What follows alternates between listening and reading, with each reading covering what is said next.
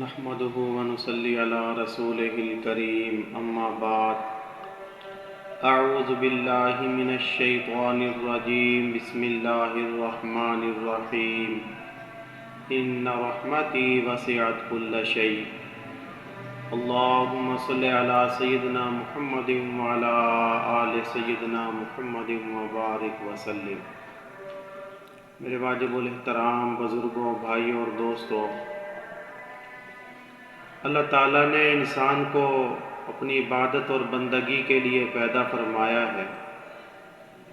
اصل تو یہی ہے کہ انسان اللہ تعالیٰ کی بندگی والی زندگی گزارے، تاہم اگر کوئی نافرمانی اور گناہوں بھری زندگی گزارتا ہے تو اسے چاہیے کہ اللہ تعالیٰ سے توبہ کی توفیق مانگے۔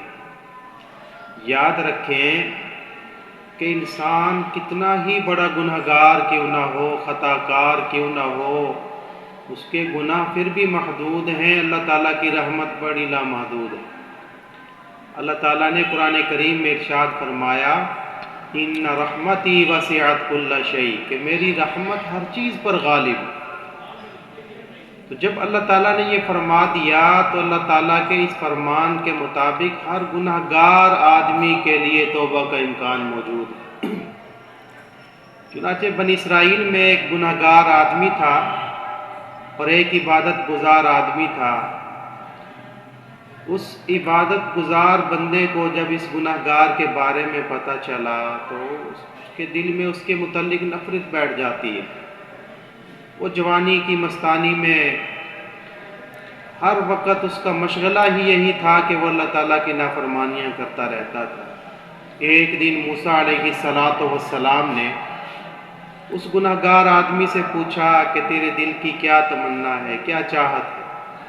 تو وہ گناہ گار آدمی کہنے لگا کہ اللہ تعالیٰ سے دعا کر دے کہ یہ جو نیک آدمی ہے اللہ تعالیٰ ایسے ہی نیک بندوں کے ساتھ قیامت کے دن میرا حشر فرما دے۔ تو جب اس نیک آدمی کو اس گناہ گار آدمی کے بارے میں پتہ چلا کہ اس نے موسیٰ علیہ السلام سے یہ دعا کہی ہے تو اس کو تو پتہ تھا کہ یہ گناہ گار آدمی ہے اور یہ تو پکا جہنمی ہے، اس کا یقین بن چکا تھا کہ میں اس کے ساتھ جہنم میں اکٹھا نہیں ہو سکتا ہوں۔ تو موسیٰ علیہ السلام نے اس نیک آدمی سے پوچھا کہ تیرے دل کی کیا تمنا ہے؟ تو وہ کہنے لگا بس جی آپ یہ دعا کر دیں کہ قیامت کے دن میرا ان لوگوں کے ساتھ اکٹھ نہ ہو، میں ان لوگوں کے ساتھ اکٹھا نہ کیا جاؤں۔ تو عجب کی وجہ سے وہ یہ بات کر بیٹھا۔ موسیٰ علیہ السلام نے اس کے حق میں یہ دعا فرما دی۔ اس کا یقین بھی بنا ہوا تھا کہ میں تو اس کے ساتھ کبھی اکٹھا ہو ہی نہیں سکتا ہوں۔ اللہ تعالیٰ نے موسیٰ علیہ السلام کی دعا کو قبول فرما لیا۔ اللہ تعالیٰ نے موسیٰ علیہ السلام کو وحی فرمائی کہ موسیٰ، وہ جو گناہ گار آدمی تھا، کیونکہ اس کی یہ تمنا تھی کہ مجھے اللہ قیامت کے دن نیکوں کے ساتھ میرا حشر فرما دے تو اس کو جنت کی بشارت دے دے۔ اور یہ جو نیکوکار آدمی تھا، چونکہ اس کی دل کی یہ تمنا تھی کہ میں ان کے ساتھ اکٹھا نہ کیا جاؤں، تو اب یہ تو جنت میں چلا گیا تو ہم اس کے حق میں بھی دعا قبول کرتے ہیں۔ اب یہ جنت میں تو اس کے ساتھ اکٹھا نہیں ہو سکتا، لہٰذا اس کے لیے جہنم کی اس کو خبر دے دی جائے۔ تو ایک نیکی والی زندگی گزارنے والا خود پسندی کی وجہ سے جب ایسی بات کرتا ہے، اللہ اس بات پہ ایسا ناراض ہوتے ہیں، اس کے لیے جہنم کے فیصلے فرما دیتے۔ تو میرے بھائیوں، ہم جو اپنی نمازوں پہ فخر کرتے ہیں، وہ جب کرتے ہیں، ہماری نمازیں اس قابل نہیں ہیں کہ قیامت کے دن ہم اللہ کی بارگاہ میں اپنی نمازوں کو پیش کریں۔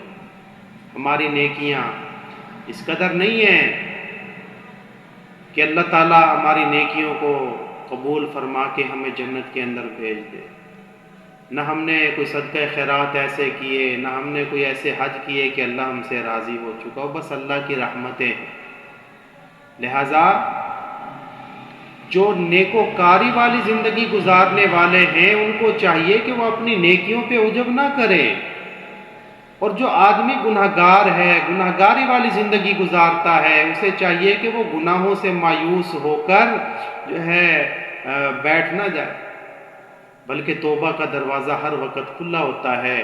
ایسے گناہ گار آدمی کو چاہیے کہ وہ اللہ تعالیٰ سے توبہ کی توفیق مانگے۔ اللہ رب العزت ہم سب کو توبہ کی توفیق نصیب فرمائے، اور اللہ تعالیٰ ہم سب کا خاتمہ ایمان پر فرمائے۔ وآخر دعوانا الحمد للہ رب العالمین۔